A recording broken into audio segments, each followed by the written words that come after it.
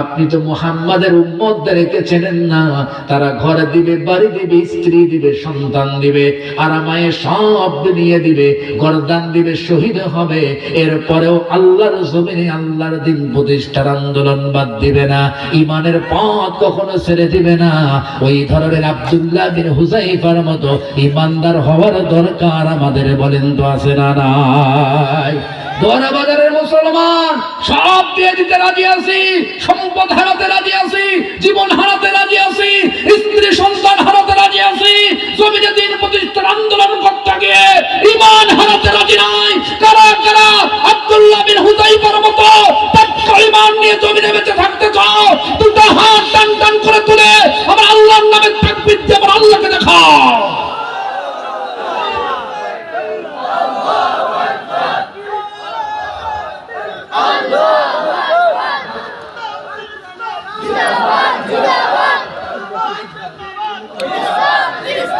লিল্লাহি তাকবীর।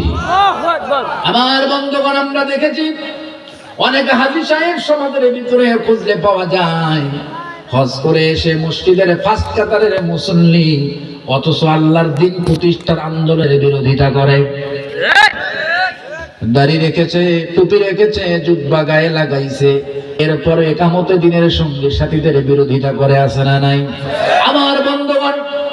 আমার বন্ধুগণ, অনেক মৌলবী বাজি চালা দিলে খুঁজে বের করা যাবে, যেই মৌলবীরা মসজিদের মেহরাবে বসে সুন্দর সুন্দর বক্তব্য দেয়, আবার আল্লাহর দিন প্রতিষ্ঠার আন্দোলনকারী ব্যক্তিদেরকে নিয়ে বিরোধিতা করে, আছে না না? আমার বন্ধুগণ, তুমি আবার নিজেকে ইমানদার হিসেবে দাবি করো, মুসলমান হিসেবে দাবি করো, জেনে রাখো, শুনে রাখো, টুপি লাগাইলে, জুব্বা লাগাইলে, বাইতুল্লাহ তাওয়াফ করে আসলে, মসজিদে গিয়ে ফার্স্ট কাতারের মুসল্লি হইলে পাক্কা ইমানদার হওয়া যায় না রে, যায় না। পাক্কা ইমানদার হওয়ার জন্য আল্লাহর জমিনে আল্লাহর দিন প্রতিষ্ঠার আন্দোলনে শামিল হতে হয়, বলো ঠিক কিনা? আল্লামা ডাক্তার ইকবাল হোসেন বলেন, ভাদ্র মাসের অমাবস্যা রাতের যে বৃষ্টির ফোঁটা সমুদ্রের তীরে কোনো শক্তি জোগাতে পারে না। আই রিপিট, আমি আবারও বলছি, আল্লামা ডাক্তার ইকবাল হোসেন বলেন, ভাদ্র মাসের অমাবস্যা রাতের যে বৃষ্টির ফোঁটা সমুদ্রের তীরে কোনো শক্তি জোগাতে পারে না। ওই বৃষ্টির যেমন কোনো মূল্য থাকে না, ঠিক তেমনি ভাবে কালেমা স্বীকার করার পরে, হাজী হওয়ার পরে, নামাজি হওয়ার পরে, দাড়ি রাখার পরে, টুপি রাখার পরে আল্লাহর জমিনে আল্লাহর দিন প্রতিষ্ঠার আন্দোলনে যারা শামিল হতে পারে না, তাদের মতো মুনাফিক মুসলমানদের কোনো মূল্য আমার আল্লাহর দরবারে থাকতে পারে না, পারে না, পারে না। কথা বলো ঠিক কিনা?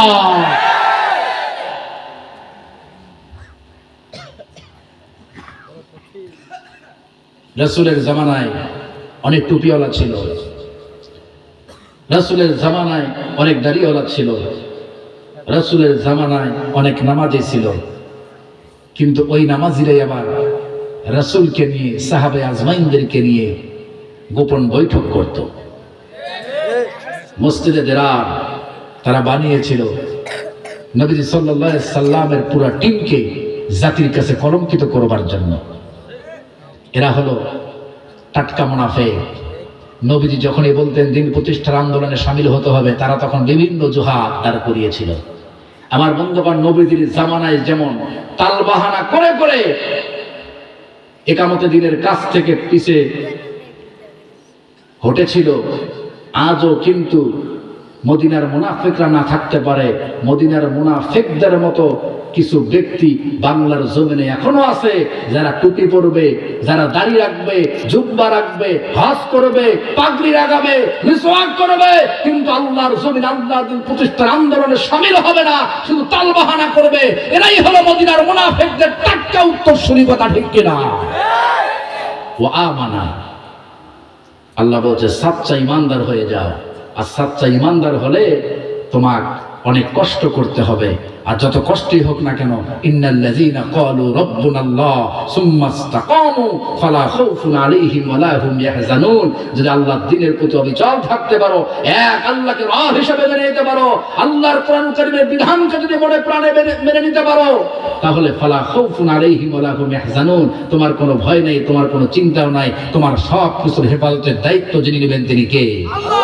আল্লাহু খায়রুন হাফিজা, আল্লাহ হলেন উত্তম হেফাজতকারী। চিল্লায় বলেন আল্লাহুম্মা আমিন। আমার বন্ধুগণ, এক নাম্বার হলো তাওবা, দুই নাম্বার হলো সচ্চা ঈমান, তিন নম্বরে আল্লাহ রাব্বুল আলামিন বললেন আমালান সালিহা। চিৎকার মেরে বলবেন কি সুবহানাল্লাহ।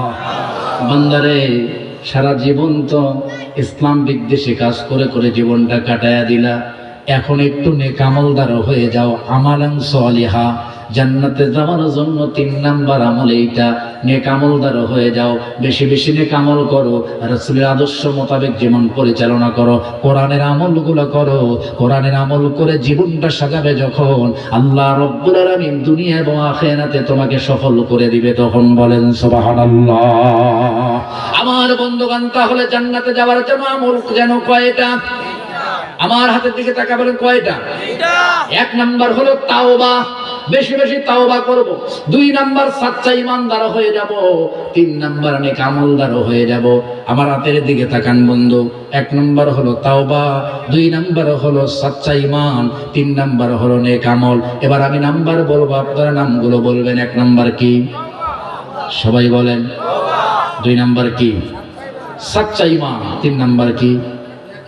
নেক আমল। আবার আমি হাত উঠাবো, বলবেন। এক নাম্বার তাওবা, দুই নাম্বার সচ্চা ঈমান, তিন নাম্বার নেক আমল। এক নাম্বারটা কি? না জোরে বলেন। এক নাম্বার কি? আর জোরে। দুই নাম্বার কি? সচ্চা ঈমান। দুই নাম্বার কি? তিন নাম্বার কি? নেক আমল। এই তিনটা আমল করবে যখন, আল্লাহ রাব্বুল আলামিন জান্নাতের ভিতরে ঢুকায়া তখন জান্নাতের মধ্যে একখানা বিল্ডিং দান করবেন। ওই বিল্ডিংটার নাম যেন কি? মতি।